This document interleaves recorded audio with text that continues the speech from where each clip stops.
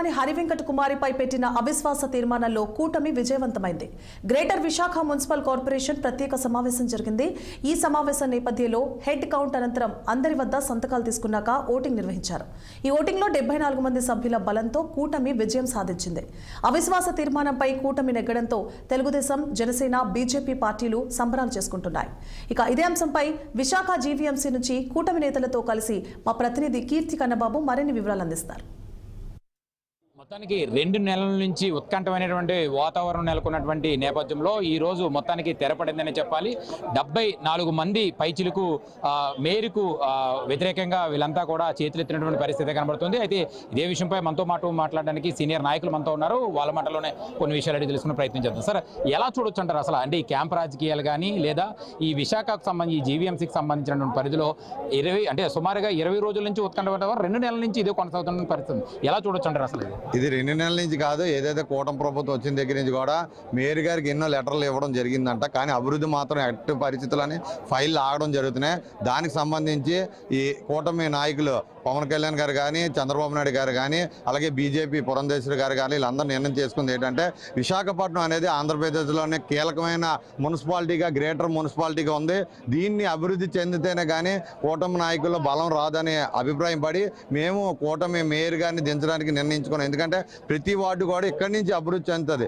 ఏదైతే కోరం అనేది 74 ఓటు ఉండాలి, కానీ 74 ఉండదని చెప్పి వైసీపీ చేసిన ప్రచారానికి ఈ రోజుతోటి మోయింపు వచ్చింది. ఇప్పుడు ఈ రోజు కోరం మేము కూటమి ప్రభుత్వం సక్సెస్ చేయడం, ఎందుకంటే ప్రజల అభివృద్ధి కోసం నాయకులు ఎంత తపన పడుతున్నారు అనేది మనం ఈ రోజు ఓట్లతో మనం చూడడం జరుగుతుంది.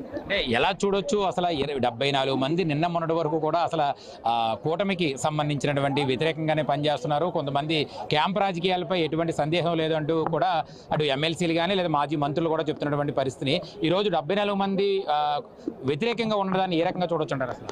అది గత ప్రభుత్వం మీద మీరు ప్రశ్న వేయాలి. గత ప్రభుత్వంలో వాళ్ళు ఎంత వ్యతిరేకంగా, వాళ్ళు ఎంతమంది కార్పొరేటర్లు బాధపడ్డారు అనేది ఈరోజు ఈ ఓటు సంఖ్యతో నిరూపణ అయింది.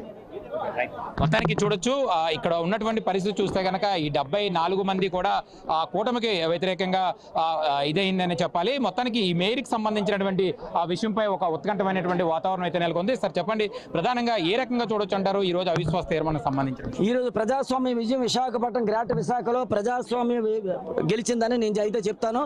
గతంలోనే 4 సంవత్సరాల 2 నెలల కాలంలో కూడా వైసీపీ ప్రభుత్వంలోనే అభివృద్ధికి నోచుకోలేనటువంటి పరిస్థితి ఏర్పడ్డది. ఏ వార్డు చూసినా సరే మరి అభివృద్ధి లేనటువంటి విషయం ప్రజలందరికీ తెలుసు. ఎందుకంటే ఏ వార్డులో కూడా ఫండ్స్ అనేది రిలీజ్ అవ్వలేనటువంటి విషయం కూడా తెలుసు. ప్రజలు అనేక తాగునీరుకి, సాగునీరుకి కానీ మౌలిక వసతులు కూడా అనేకమైన ఇబ్బందులు పడినటువంటి విషయం తెలుసు. ఈరోజు ఎందుకంటే గతంలో మేయర్ ఎవరైతే ఉన్నారో ఆవిడ అన్నిటికీ కూడా అధికారులు పైన ఉన్నటువంటి వైసీపీ నాయకులు చెప్పినటువంటి మాటలకి మనం నమ్మి ఈరోజు కోట్లాది రూపాయలు కూడా ఇక్కడ దోపిడీ జరిగినటువంటి విషయం మీకు తెలుసు. అన్ని విషయాల్లోనూ కూడా ఆవిడ ఏంటనే విషయం తెలుసు. ఈరోజు ఏదైతే వైసీపీ వాళ్ళు ఉన్నారో వాళ్ళకి మాటలు మేము మేరైపోతాం అనేది ప్రజలు తగిన గుణపాఠం గతంలోని స్టిప్పులో చెప్పారు. 10కి 10 కైవసం చేసుకున్నాం. ఈరోజు మేయర్ సీట్లోని జనసేన, బీజేపీ, టీడీపీ ఉమ్మడిగా కలిసి ఈరోజు పోరాటం చేయడం జరిగింది. ఆ వైసీపీలో కొంతమంది కార్పొరేట్ ఎమ్మెల్యే కూడా మా టీడీపీకి రావడం జరిగింది. అందరూ కలిసి సంపూర్ణంగా 74 వచ్చి పూర్తి మెజారిటీతో మేము గెలవడం జరిగింది. సార్, కొంతమంది కార్పొరేటర్ల విషయంలోనే ఏదైతే ఉందో ఆ నలుగురు దగ్గరే అభివృద్ధి అంతా చేశారు, మిగతా కార్పొరేటర్ల విషయంలో కూడా జరగలేదు. ఇది కూడా ఒక రకంగా బలం చేకూరుతుంది. కరెక్ట్ అండి. వాళ్ళు ఎవరైతే అనుకున్నారో ఆ పార్టీకి సంబంధించిన వైసీపీ నాయకులు ఉంటే ఆ వార్డులోనే అంతో కింతో అరకొరకు జరిగింది అభివృద్ధి తప్ప ఇంకా ఏ ప్రాంతం కూడా జరగలేదు. కాబట్టి ఈ రోజు ప్రజాస్వామ్యం గెలిచింది. సంపూర్ణ మెజారిటీతో మేము గెలిచాము. రాను 1 రోజులు 10-11 నెలల్లో కూడా అసలు అభివృద్ధి అంటే ఏంటి, సంక్షేమం అంటే ఏంటి మా మేయర్ గారు దీంట్లో చేసి చూపడతాను. మీ ద్వారా కాలం కూడా చూస్తే చాలా తక్కువ రోజులు ఉంది. మరి అలాంటి వ్యాలిటీలు ఎంతవరకు చేయగలుగుతారు? ఏం పర్వాలేదంటే కాలంతో సంబంధం లేదు. అభివృద్ధి సంక్షేమం అనేది పరుగులు పెట్టిస్తామని, చంద్రబాబు నాయుడు విజన్ ద్వారా పరుగులు పెట్టిస్తామని మీ ద్వారా మేము తెలియజేసుకుంటాం. మొత్తానికి ఇక్కడ చూడొచ్చు ఏదైతే ఉన్నటువంటి పరిస్థితి ఏదైతే ఉందో ఆ పరిస్థితిలో చూసుకుంటే 74 మంది పైచెలకు సుమారుగా పైన అక్కడ ఓటు శాతం అయితే ఇదైంది. అయితే మేయర్ని అనుకున్నట్టుగానే కూటమి ప్రభుత్వం సాధించుకుందనే చెప్పాలి. కెమెరామ్యాన్ రుద్రతో కన్నబాబు, విశాఖపట్నం.